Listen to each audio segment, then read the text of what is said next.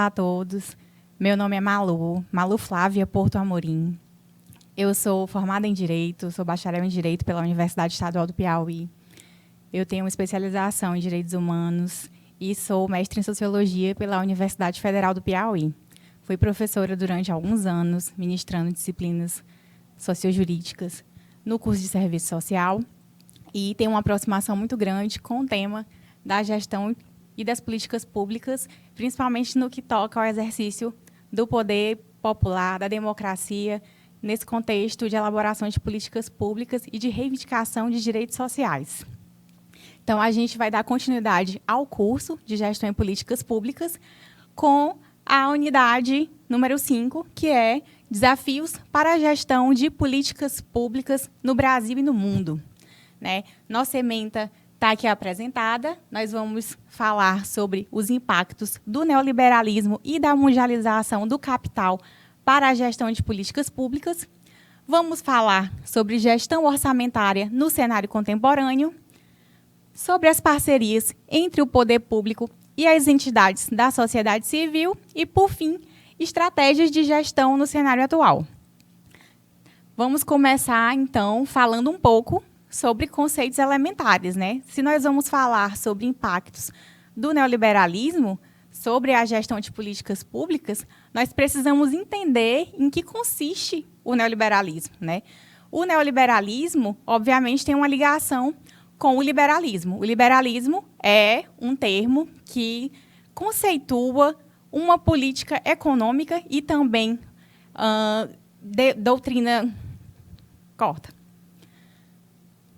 O liberalismo é um conceito que abarca toda uma dimensão que envolve aspectos econômicos, políticos, sociais e culturais, mas nós vamos ter um foco no que se trata o liberalismo em relação aos aspectos econômicos. Então, o liberalismo ele é uma doutrina que vai pregar uma diminuição do tamanho do Estado para que o mercado se autorregule de uma forma mais livre. O neoliberalismo ele já vai surgir no finalzinho do século XVIII, no início do século XIX, a partir principalmente dos anos 1980, e ele tenta retomar algumas características importantes do liberalismo em relação às políticas econômicas. Nos anos 70, nós vínhamos acompanhando um surgimento, um fortalecimento do que seria chamado de estado de bem-estar social. A partir da Revolução Industrial, nós tivemos um fortalecimento do que seriam as políticas liberais, e isso levou a alguns disparates sociais, principalmente na Europa, como a gente vai lembrar da exploração da mão de obra trabalhadora nas fábricas, na piora da qualidade de vida, na exploração de crianças e mulheres. Então, todas essas medidas que trouxeram grandes consequências para a sociedade europeia, principalmente pós-Revolução Industrial, nós vamos ter pensadores que vão analisar como esse modelo econômico não estava sendo suficiente para atender às demandas da vida social. Alguns desses teóricos vão começar a refletir sobre a importância de termos, uma atuação maior do Estado para regular essas relações que se estabeleciam no âmbito da vida do trabalho, da vida econômica. Um desses autores, desses pensadores, que a gente vai poder citar, é o Keynes, que traz toda uma reflexão de uma doutrina que a gente vai conhecer como keynesianismo. E o keynesianismo ele vai trazer a importância de termos o Estado mais forte atuando e regulando essas dimensões econômicas. Um aspecto importante que as reflexões desses autores vai trazer é justamente o reforço da atuação do Estado para tentar garantir os direitos sociais das pessoas. Esse movimento vai ficar conhecido como o estado de bem-estar social. Então, a gente vai ter uma preocupação em que o Estado ele possa atuar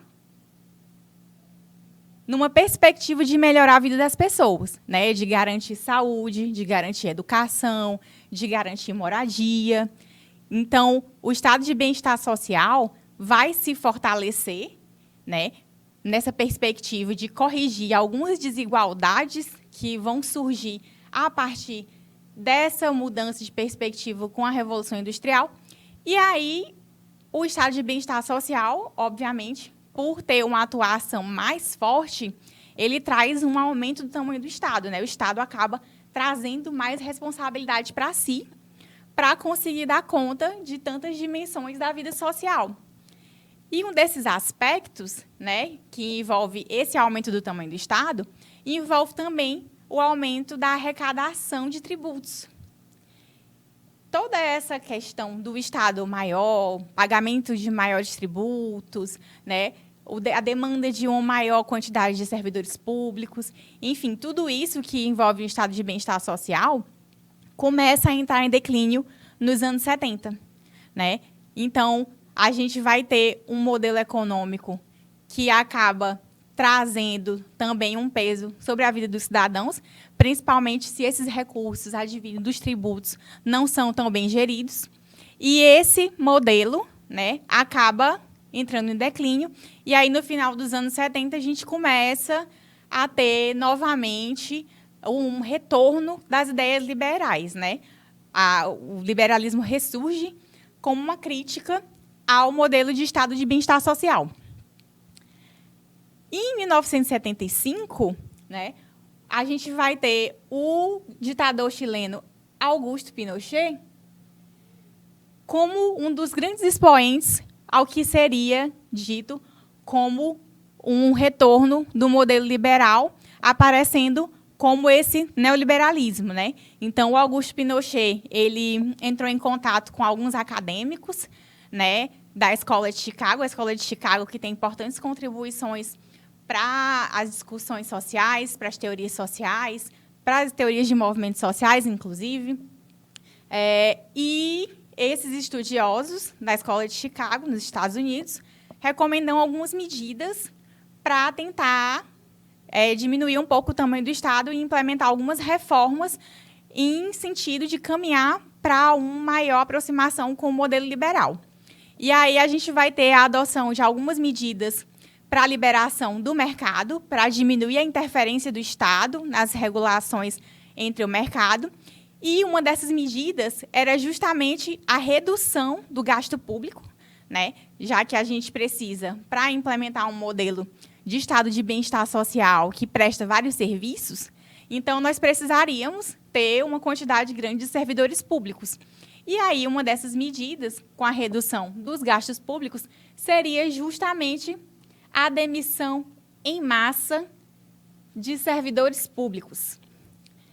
Então, a gente vai ter uma grande demissão em massa de servidores públicos e uma outra medida importante seria a privatização de empresas estatais. Então, uma venda das empresas públicas para que o setor privado passasse a realizar essas tarefas. E aí, esse movimento, né, de retorno a um modelo liberal acaba sendo tendência no mundo. E a Margaret Thatcher, no Reino Unido, e o Ronald Reagan, nos Estados Unidos, nos anos 80, eles também eram políticos alinhados com esse modelo, com esse novo modelo que estava sendo implementado. E eles são hoje considerados grandes representantes do que seriam hoje líderes neoliberais, que deram início a esse movimento de início ao retorno ao liberalismo econômico. Bom, não existe uma conceituação clara do que seria esse neoliberalismo, né, teoricamente falando. A gente precisa fazer uma diferenciação entre o que seria o neoliberalismo e o liberalismo. O neoliberalismo não é só um retorno ao liberalismo, né? Porque o liberalismo, como eu já falei antes, meus alunos, ele envolve também todo um conjunto de ideias que diz respeito a comportamento político, comportamento social, cultural, né? Uma liberdade individual, não só relacionado aos aspectos econômicos. E aí a gente vai ter um início de reflexão sobre o que seria o neoliberalismo no finalzinho dos anos 80. Tá? Então, a gente vai ter o economista John Williamson publicando artigos, colocando alguns conjuntos de regras econômicas de grandes instituições, né, no mundo, instituições financeiras, tentando trazer uma definição mais clara do que seria esse neoliberalismo. Essas regras que ele publica são conhecidas hoje como o Consenso de Washington, e elas seriam o ponto comum, digamos assim, né, aquilo que as instituições financeiras no mundo moderno concordavam que seriam políticas interessantes a serem adotadas quando a gente fala de um modelo neoliberal. E, como a gente já falou, desde a implementação desse modelo com o ditador chileno Augusto Pinochet, com o Ronald Reagan, com a Margaret Thatcher, esse modelo começa a ser adotado em todo o mundo, inclusive no Brasil, a partir de 1990. Então, a gente vai ter algumas características interessantes para apontar quais seriam essas características que indicariam um modelo neoliberal.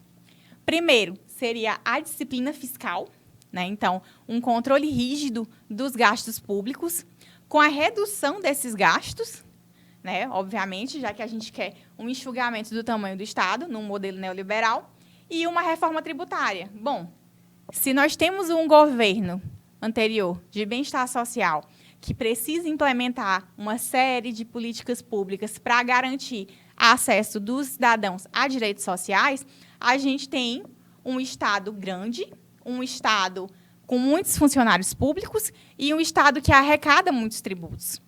Se a gente quer, então, reduzir o tamanho do Estado, a gente precisa fazer com que esses gastos sejam diminuídos, com que a arrecadação tributária diminua e, consequentemente, que a gente diminua a atuação do Estado, já que não vai ter fonte de recurso para aplicar nesses gastos sociais e nem funcionalismo público para implementar essas medidas. Então, uma outra consequência seria a privatização das empresas estatais. Além disso, a desregulamentação geral em relação às leis econômicas e trabalhistas, né, já que a gente está passando na responsabilidade de grande parte da atuação estatal para o setor privado, nós precisamos que o setor privado sinta interesse, né, em atuar nesse espaço que o Estado antes ocupava. Então, a flexibilização de leis trabalhistas é importante nesse sentido. Nós precisamos fazer com que os empresários, né, que têm como objetivo, diferente da iniciativa pública, têm como objetivo no setor privado o lucro, as atividades precisam ser lucrativas. Então, a mão de obra precisa ser mais de fácil gestão, precisa ser uma mão de obra um pouco mais precarizada. A gente vai ter também uma alteração nas políticas de juros de mercado e câmbios de mercado, com uma interferência do Estado menor, para que o mercado ele tenha uma regulação mais livre. A gente vai precisar também adotar medidas de abertura comercial e investimento estrangeiro direto, né, sem a proteção do Estado às suas atividades comerciais, sem a proteção do Estado a setores, impedindo justamente essa liberdade do mercado, principalmente no mundo globalizado. E, obviamente, o direito à propriedade intelectual. A gente precisa ter regulamentação, considerando essa liberdade também de empreendimentos, né? Essa liberdade que os agentes financeiros vão ter, mas a gente precisa ter uma proteção aos direitos no que tange à propriedade intelectual, né? E aí a gente vai falar um pouco do que seria a implementação do neoliberalismo no Brasil.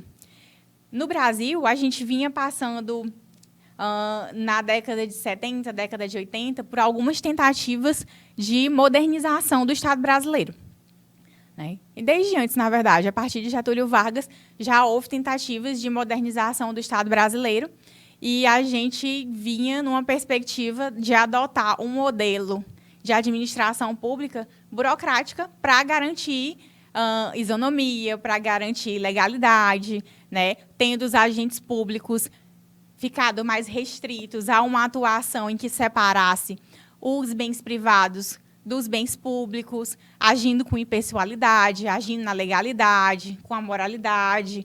Então, a gente vinha numa tentativa de fazer o Estado brasileiro passar por uma fase em que nós tivéssemos, né, um modelo de administração pública impessoal.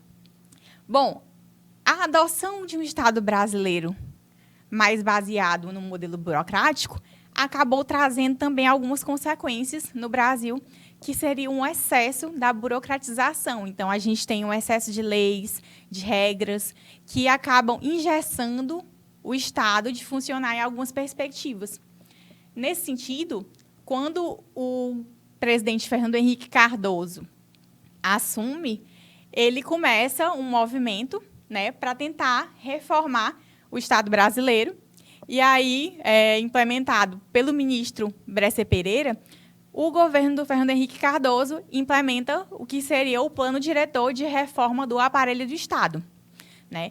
Esse plano diretor ele acaba servindo de norte para fazer tanto uma reforma do modelo de gestão do Estado brasileiro, passando de uma administração burocrática para uma administração gerencial, isso nessa onda ainda de tentar fazer com que o Estado se aproxime desses valores, né, que a gente tem visto ressurgir com o neoliberalismo, que é uma administração mais livre, com os mercados mais livres e a diminuição do tamanho do Estado.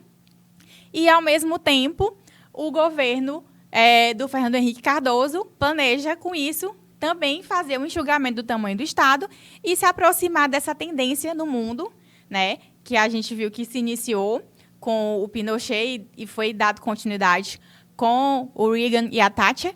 E a gente tem o Brasil querendo entrar também nessa nova onda mundial, que é a adoção desses valores neoliberais. Então, o Estado ele vai passar a ser orientado por valores de eficiência. Vou até deixar aqui marcado. Eficiência e qualidade na prestação de serviços públicos.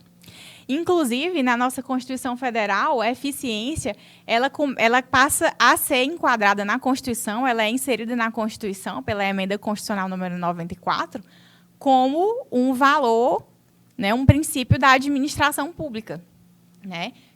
Que aí a gente vai ter aquela siglazinha famosa,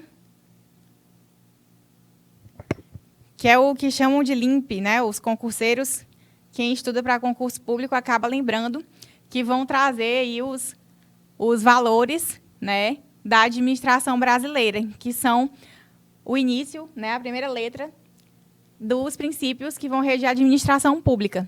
O L da legalidade, o I da impessoalidade, o M da moralidade, o P da publicidade e o E da eficiência passa a ser incluído. Então, a gente vai ter esses valores norteando a administração pública brasileira. Bom, o PEDRAE, né, o Plano Diretor da Reforma do Aparelho do Estado, ele vai trazer algumas mudanças, e aí os principais pontos que a gente vai poder apontar são os seguintes. O primeiro, a descentralização política. Vou mudar a cor aqui para ficar melhor. Descentralização política, né? Então, a gente vai ter a transferência de alguns recursos e atribuições, de algumas competências que eram da União para os estados e municípios, né? Então, a partir de 98, né, com a Constituição de 98, inclusive, os municípios passam a ser reconhecidos como entes federativos e passam a ter algumas competências a ele delegadas. Com a descentralização, a gente vai ter os municípios atuando, né, tendo competência para atuar em algumas questões, né, que eram de prevalência da União e dos Estados, e a gente vai ter, com isso, a possibilidade de ter uma aproximação maior entre os cidadãos e os níveis de governo, já que o município é aquele mais próximo, né, do cidadão, mais próximo do que o Estado, mais próximo do que a União. A descentralização também é administrativa, delegando a autoridade aos administradores públicos. A gente vai ter a diminuição dos níveis hierárquicos da administração pública, um controle por resultados e a administração voltada para os interesses dos cidadãos. Então, o foco da administração pública passa a ser dado numa perspectiva mais próxima daquele que se dá nas relações privadas, né? Pensando no cidadão como um cliente, né? E aí, qual que é o objetivo do Estado? Satisfazer o cliente, que é o cidadão. Então, a administração pública passa a internalizar esses valores, aproximando esses interesses do que seriam os interesses dos cidadãos, e esses interesses satisfeitos seriam medidos a partir da eficiência, né, dos resultados, se os resultados estão sendo atingidos. O segundo ponto, né, que a gente pode colocar seriam os setores que o Bresser Pereira vai relacionar dentro do Estado, que seriam tratados por essa reforma, né? Ele vai dividir o Estado brasileiro em 4 setores para determinar a importância das atividades que o Estado deveria manter sobre sua competência e aquelas que ele poderia, né, repassar para a iniciativa privada, para a sociedade civil em geral. Então, o primeiro ponto é o núcleo estratégico do Estado, né, que não teria como ser transferível. O segundo, as atividades exclusivas do Estado. Bom, o primeiro núcleo estratégico seria a governança em si, né?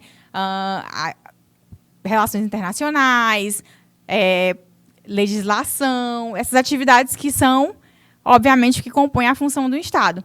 O segundo, as atividades exclusivas do Estado, seriam aquelas atividades que o Estado teria a exclusividade de desempenhar, considerando a sua função, né? Então, a gente vai ter o Estado atuando em algumas atividades, né, dentro do setor da sociedade civil, e aí a gente vai pensar, por exemplo, na segurança pública, né? O terceiro seriam serviços não exclusivos, mas competitivos, e aí a gente pode citar serviços que o Estado poderia fornecer, mas não de forma exclusiva, como a educação, né? E o quarto, composto pela produção de bens e serviços para o mercado. Né? E aí a gente vai ter, por exemplo, os bancos públicos, a Petrobras, por exemplo, os Correios, né, que seriam serviços, bens e serviços que o Estado brasileiro desempenha para o mercado. Dentro desses núcleos é que essa reforma administrativa iria pensar na atuação estatal e propor suas reformas. Nas eleições de 2002, né, a gente tem uma continuidade, digamos assim, do que seriam as políticas que foram implementadas no governo do Fernando Henrique Cardoso, com o Lula, né? A diferença é que o governo de 2000, a partir de 2002, o governo do Lula, ele vai trazer uma importância maior ao Estado, né? Já que no governo do Fernando Henrique Cardoso, o Estado era tratado como um problema, o tamanho do Estado era tratado como um problema. E no governo do Lula, ele já traz, né, um enfoque de o Estado como parte da solução também desses problemas, como um agente mais atuante. Enquanto aqui, né, nesse modelo do Bresser Pereira, a gente vai usar as atividades do núcleo estratégico do Estado e as atividades exclusivas como só aquilo que o Estado deveria manter, enquanto as outras poderiam ser repassadas para a sociedade civil, né, com serviços não exclusivos e a produção de bens e serviços, no governo do Lula, alguns desses aspectos já são encarados como possibilidades de atuação do Estado para a melhoria da vida do cidadão. E aí, esse modelo de gestão dele traz uma participação popular muito maior do que a gente pôde perceber no governo anterior. Então, a gente vai ter aqui os conselhos gestores mais atuantes, os conselhos deliberativos, a participação democrática popular com maiores possibilidades de participação na gestão da vida pública. E aí a gente vai ter, né, o finalzinho do governo da Dilma, com uma certa dificuldade de implementar medidas, e a gestão do governo Temer. No governo Temer, a gente vai ter um aprofundamento desse modelo neoliberal, com a diminuição do tamanho do Estado, né, com as privatizações que aconteceram, já no governo do Fernando Henrique Cardoso, algumas ainda no governo Lula. Né, o governo Lula traz também uma maior implementação das parcerias público-privadas. No governo Temer, a gente tem um legado ultraliberal, né, que a gente vai pensar num reforço ainda maior desse neoliberalismo, pensando no enxugamento ainda maior do Estado. Né? E esse modelo, né, acaba dando continuidade com o que a gente vai ver na eleição do governo Bolsonaro, né, que veio depois do governo Temer, como uma continuidade dessas medidas, inclusive utilizado como bandeira de plataforma política, né, nas campanhas para a eleição presidencial. Então, a gente vai ter um reforço desse modelo neoliberal, principalmente colocado na figura do ministro da Economia, o Paulo Guedes, e a gente vai ter a implementação dessas medidas do que caracterizaria um modelo neoliberal. Então, a desconstitucionalização, né, tem sido uma estratégia para a gente diminuir esse estado de bem-estar social que a gente tinha no Brasil. Então, uma série de medidas que vêm sendo implementadas, como a própria reforma trabalhista, reforma previdenciária, a ampliação do teto de gastos constitucional. Então, a gente tem tido uma série de medidas que vêm trazendo uma diminuição, digamos assim, da proteção constitucional a esses direitos sociais que vinham sendo garantidos para o cidadão, né? E um documento que sinaliza muito, né, esse compromisso mais recente dos governos brasileiros com esse modelo neoliberal é justamente esse documento chamado Uma Ponte para o Futuro, que foi lançado pelo partido PMDB em 2015, antes ainda do impeachment da presidente Dilma Rousseff, que apontava, né, todo um compromisso, uma agenda para desestruturar esse pacto de 1988, que é a Constituição, com essas reformas que o mercado, digamos assim, exige para que a gente possa ter um alavancamento da economia, né? Então, a reforma trabalhista, o teto dos gastos sociais, a reforma previdenciária, a terceirização, a lei de terceirização que a gente teve aprovada, as privatizações, né? Então, a gente tem uma série de medidas que vão trazer uma caracterização desse modelo neoliberal no Estado brasileiro.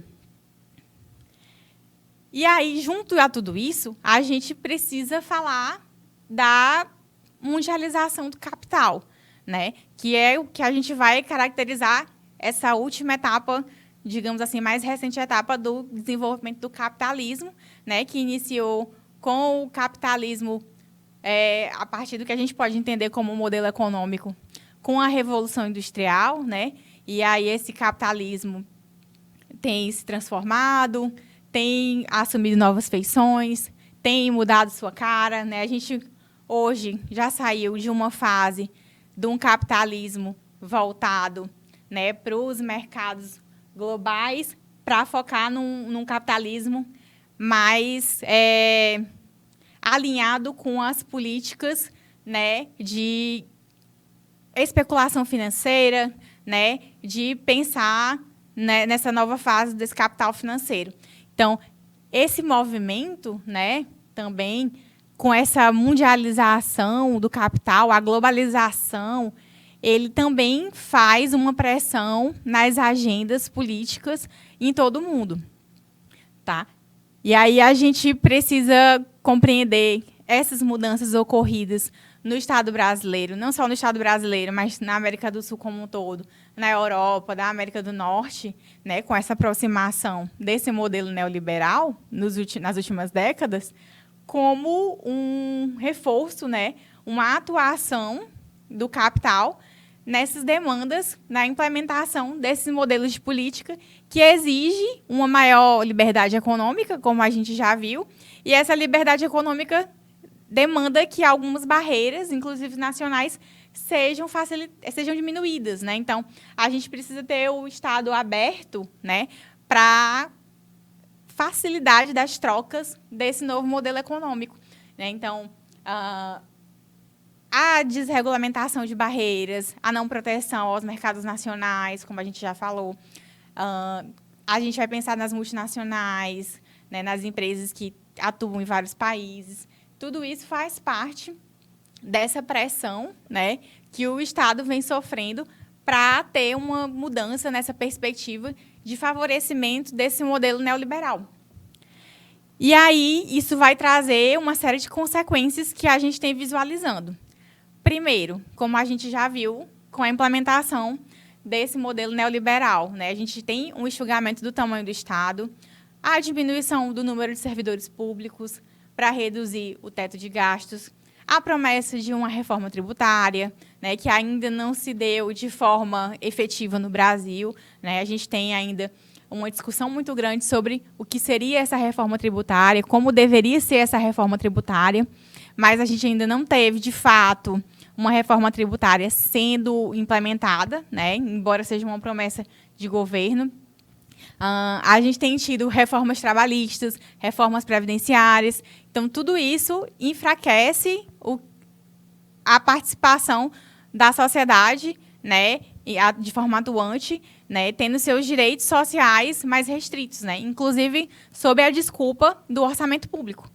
Bom, o Estado, embora a gente tenha na Constituição de 88 os direitos sociais sendo colocados como direitos, que o são, né, inclusive no rol dos direitos humanos, né, os direitos sociais eles são direitos que exigem uma prestação ativa do Estado, né? Nós temos os direitos, quando a gente vai falar dos direitos civis e políticos, são direitos em que o cidadão basta invocá-los para tê-los respeitados. Mas os direitos sociais, eles precisam que o Estado atue de forma efetiva. Eles precisam que o Estado faça algo, né? Quando a gente fala de direito à educação, ele não se dá de pronto cumprimento. O Estado precisa agir, precisa construir escolas, precisa fomentar a educação. Quando a gente fala de saúde, o Estado precisa ter hospitais construídos, precisa articular a rede de saúde. A gente tem o SUS, né? Então, quando a gente fala desses direitos, direito de moradia também, o Estado precisa atuar. E aí o Estado ele vai acabar sempre alegando os gastos, né? A reserva do possível, né? Que aí o Estado não poderia gastar mais do que ele dispõe na implementação desses direitos. E, obviamente, a implementação desses direitos ela exige recursos. Então, se a gente está na tentativa de diminuir o tamanho do Estado, a implementação desses direitos acaba barrando, né, sendo barrada por essa mudança de perspectiva na política. Então, a gente vai ter uma diminuição óbvia da implementação de direitos sociais, né, da garantia de direitos sociais. E isso tem implementado também no governo, nos últimos governos, principalmente, quando a gente vai falar especificamente do governo Bolsonaro, o enfraquecimento da participação social. Porque a participação social, atuando nos níveis de gestão, ela vai fazer com que exista uma cobrança maior, né, do cidadão como cliente, né, naquela tentativa de perspectiva diferenciada que o Fernando Henrique vai trazer, que a gente cobre algumas coisas do governo. Então, a participação social acaba sendo diminuída, né? Então, a gente tem o enfraquecimento aí dos conselhos gestores, da participação social em diversos níveis, quando a gente vai falar na gestão de políticas públicas, né? Então, quando a gente vai falar dessa gestão social, que seria justamente o compartilhamento, né, dessa gestão que o Estado estava implementando nos últimos anos, né, trazendo uma parceria maior entre o Estado e a sociedade civil,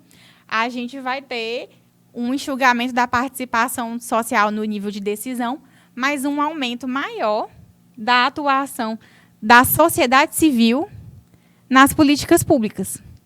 Por quê?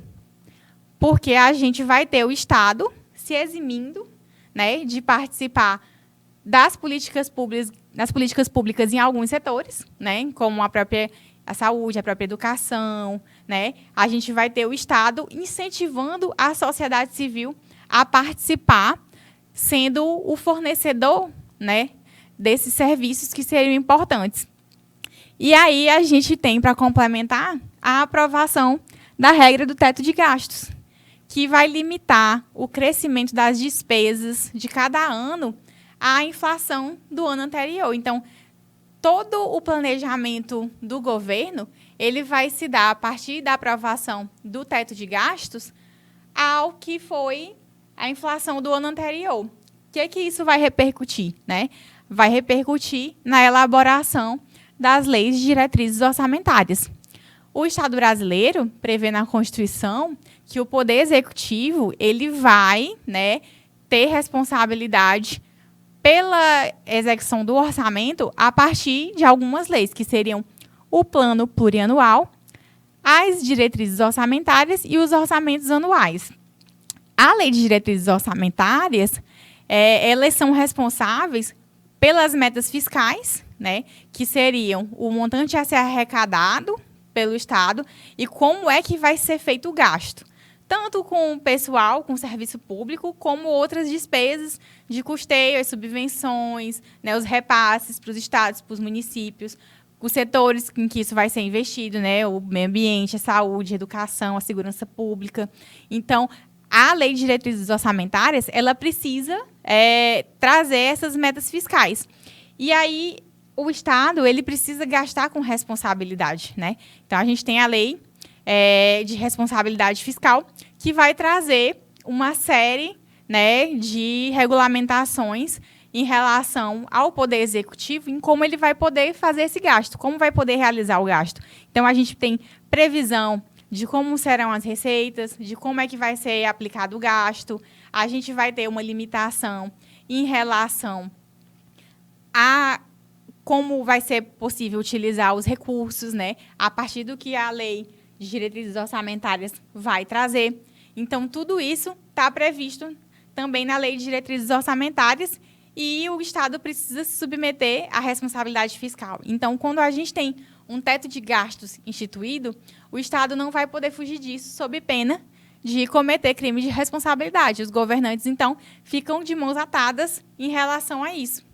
E aí, o que é que tem sido mais afetado? Justamente os gastos sociais, né, que precisam dessa atuação mais positiva em relação ao Estado, principalmente num contexto de crise econômica como o que vivemos, aliado a esse momento atual que a gente está vivendo agora em 2020, desde 2020, 2021, com a pandemia do coronavírus, né? Então, a gente tem a atividade econômica prejudicada, as pessoas precisando de uma contraprestação maior em relação às demandas sociais e a gente tem um aumento, na verdade, da diminuição da presença do Estado.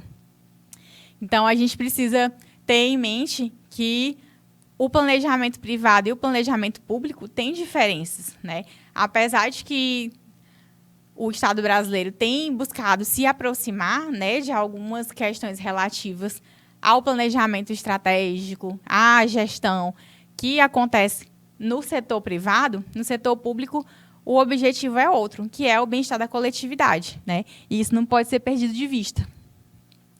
E aí a gente precisa, enquanto sociedade civil, vendo todas essas questões que estão acontecendo, inclusive sendo incentivadas pelo poder público, a sociedade civil tem se organizado para dar conta dessas demandas, né? Então, a gente, desde do que a gente comentou já, né, no início da década de 90, com a implementação, né, de um modelo mais alinhado ao neoliberalismo, então a gente tem visualizado, né, o Estado recuando na atuação da prestação de serviços públicos e, enquanto esse setor fica desocupado pelo Estado, a sociedade civil ocupa, né? Então, realizando essas tarefas, seja por meio da iniciativa privada, né, com as empresas, as parcerias público-privadas, as autorizações públicas, as concessões, como a gente vai ter, né, no caso dos transportes coletivos, da mídia, né, desses outros setores, a gente vai ter também a sociedade civil em si atuando para dar conta de tudo isso que o setor privado também não abarca de forma geral, né? Já que o setor privado depende também da capacidade econômica dos cidadãos.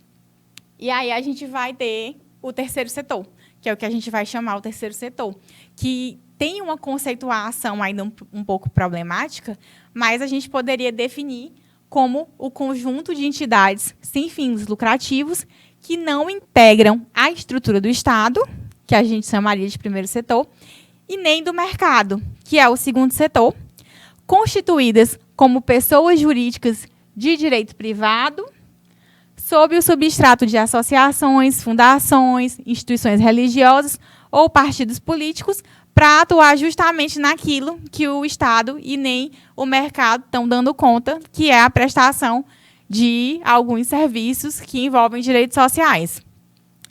E aí a gente vai ter, né, um fortalecimento desse terceiro setor, das associações, das fundações, instituições religiosas, partindo para atuar, né, nessas questões que o Estado não está dando conta e o setor privado também não consegue abarcar, como já foi dito. A gente tem algumas formas, né, de realizar, né, esses serviços. Como eu já falei, a gente tem as associações que são constituídas por pessoas privadas, né, e aí elas constituem uma pessoa jurídica para dar conta. Então, a gente tem associações que atuam em diversos setores, como a própria saúde, na educação, né, as fundações também, né, que são de grande conhecimento. As instituições religiosas que já prestam um papel muito importante desde de muitos séculos, né? A gente vai ter instituições religiosas atuando, né? A própria Igreja Católica, que tem uma atuação já importante quando a gente fala de saúde, né? Se a gente for lembrar do acolhimento às pessoas com hanseníase, por exemplo. Os próprios partidos políticos, né, as organizações político-partidárias atuando também nesse sentido. Então, a gente tem uma movimentação da sociedade, né, percebendo essas demandas, tentando ajudar. Hoje em dia, a gente está visualizando de novo um maior fortalecimento das associações, das fundações, das instituições religiosas, né, sobre o mote da caridade, né, que, inclusive, é uma luta dos assistentes sociais, das assistentes sociais, do serviço social como um todo, de pensar em tratar a política social como uma coisa séria, não só sob o manto de uma caridade, mas nesse contexto que a gente está vivendo, inclusive, né, falando de novo da pandemia, é importante, né, que alguma coisa seja feita, né? Então, a gente tem essa atuação. E aí a gente precisa falar de algumas formas, né, em como o Estado ele vai trazer uma maior segurança jurídica, digamos assim, para essa atuação do terceiro setor. E aí a gente vai ter as organizações sociais, né, que é uma qualificação, na verdade, só, em que o presidente da República vai conferir a uma sociedade civil sem fim lucrativo, né, que vai atuar nessas demandas. E aí, essa qualificação que o presidente vai conferir a essa entidade habilita a manter um relacionamento com o poder público em parcerias, né? Então, o governo vai reconhecer a qualidade dessa organização como uma organização social e isso vai favorecer aquela forma e contratos de gestão com o poder público em áreas relacionadas ao ensino, pesquisa científica, desenvolvimento tecnológico, proteção e preservação do meio ambiente, da cultura e da saúde, né? Então, a gente vai ter a atuação nesses diversos setores. Além das organizações sociais, a gente vai ter uma outra forma bem parecida, né, que muitas pessoas, inclusive, confundem, que são as OCIPs, né, as organizações da sociedade civil de interesse público. Diferentemente das organizações sociais, as OCIPs não são conferidas pelo presidente da República, mas é uma qualificação que vai se dar por meio de uma lei, que é a Lei 9.790, né, que precisa ser feita via requerimento e é conferida às associações ou fundações civis, sem fins lucrativos também, criadas por particulares, né, pessoas, cujos objetivos, constando em estatuto, né, atendam a finalidades de natureza social, que sejam destinadas a promover assistência social, cultura, conservação do patrimônio histórico e artístico, educação gratuita, saúde gratuita, segurança alimentar e nutricional e proteção e conservação do meio ambiente, né? Então, a gente tem as organizações sociais e as OCIPs, né, que podem firmar aí contratos de parceria e contratos de gestão. E também vamos ter os serviços sociais autônomos, né, que são corporações profissionais autorizadas a elaborar relações de parceria entre o poder público e entes de cooperação e colaboração no Brasil pelo poder público a essas entidades, né, civis sem fins lucrativos para exercerem funções que são delegadas pelo Estado, né, a essas corporações que envolvam aperfeiçoamento profissional, melhoria do bem-estar social dos trabalhadores, das categorias que são representadas por essas organizações e são custeadas por recursos oriundos de contribuições desses empregados, né? Dos serviços sociais autônomos, a gente tem alguns bastante conhecidos, né? É o que a gente vai chamar de Sistema S. Então, o SESI, o SENAI, o SESC, são entidades conhecidas pelo público de forma geral. Bom, a gente está vendo que a sociedade civil, né, está atuando em diversas áreas para garantir esses direitos sociais. Contudo, a gente não pode esquecer, né, que, inclusive constitucionalmente falando, essa prestação de serviços seria de competência do Estado, né? Então, o Estado, ele é o responsável pela implementação dos direitos sociais, né? O Estado, ele é um garantidor dos direitos sociais no Brasil. E quando o Estado se aproxima dessas políticas que visam o enxugamento do seu tamanho e direcionam, né, a prestação desses serviços para particulares, ainda que sob supervisão, com controle, com subvenções, o Estado está se eximindo de seu papel, né? Ele está deixando para que nós, sociedade civil, né, que nós atuemos naquilo que seria sua função, né? Então, a gente não pode esquecer disso. E aí, o que se tem notado, né, nos últimos tempos, são justamente a implementação das parcerias público-privadas, que seria uma saída para que o Estado ele não deixe de prestar os serviços que a eles são constitucionalmente atribuídos, né? Apesar de não ser considerado um serviço exclusivo do Estado, que a gente possa ter concorrência do setor público, mas, enfim, a gente sabe que nem todo mundo tem condições, inclusive no Estado como o nosso, né, o Brasil, em que a gente tem um aumento da pobreza acontecendo, que a gente não pode deixar nas mãos do setor privado, né? Então, o Estado ele precisa atuar de alguma forma, não deixar apenas para que o setor privado ou a sociedade civil o faça para cobrir essa atuação do Estado que não está se dando da forma como deveria. Então, a gente tem visto o Estado, dadas as suas limitações, né, com a impossibilidade tanto de atuar no nível organizacional, com pessoal, por falta de recursos, fazendo parcerias público-privadas, algumas bem-sucedidas, inclusive, né? Aqui no estado do Piauí, a gente pode citar aqui, na cidade de Teresina, a parceria público-privada que foi implementada com a administração da antiga SEASA, né? Que é uma parceria público-privada, inclusive premiada. Então, a gente tem exemplos bem-sucedidos, né, de parcerias em que o Estado ele trata uma relação com o setor privado, né, com as organizações da sociedade civil, de forma a fazer, né, com as empresas, a fazer com que exista um controle, né, do próprio Estado sobre a atividade, mas que possa ser implementada pelo setor privado, de forma a garantir aos cidadãos o acesso a esses direitos, de uma forma, né, em que ainda haja um controle da qualidade, da eficiência, dos gastos públicos, né, para que a gente possa ter, né, esses serviços garantidos. E aí, uma coisa que a gente precisa destacar ainda são, na verdade, duas coisas, né? Eu falei uma coisa, mas a gente tem duas coisas importantes para a gente refletir. A primeira é o controle externo e a segunda, a transparência, que são coisas que estão interligadas, né?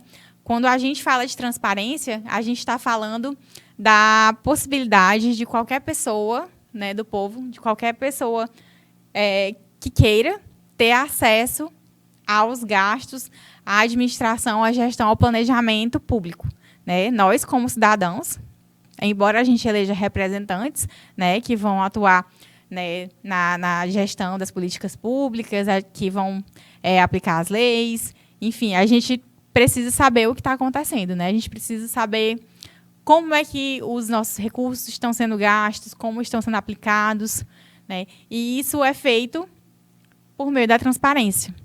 né? A gente tem órgãos de controle no Brasil, a gente tem o Tribunal de Contas, por exemplo, né? O Ministério Público, a gente tem órgãos de controle que vão fazer essa fiscalização por nós, né? Em que os nossos agentes políticos vão prestar contas, né? Mas a gente também, enquanto cidadão, precisa estar atento para como está sendo feito, né? E a transparência é a melhor forma em que a gente pode ter acesso. Então, quando a gente tem, né, o poder público como um todo disponibilizando esses dados, né, por meio do portal da transparência, inclusive, quando a gente pode fazer requerimentos, a gente pode acessar de forma facilitada esses dados públicos, a gente pode fazer um controle social maior.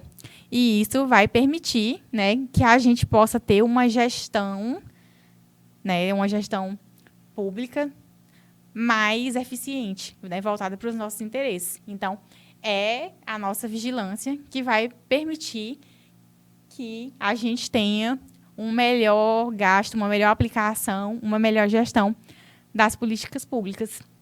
E esse é o nosso grande desafio, né, enquanto sociedade, né, que tem suas demandas, tem suas ocupações, tem suas prioridades, mas a gente precisa também estar atento ao que está acontecendo ao nosso redor. E, para finalizar, algumas referências. Alguns textos vão ser disponibilizados também para quem quiser ter acesso. E fica aqui umas indicações, né? Então, espero que tenha sido proveitoso para todos. E é isso.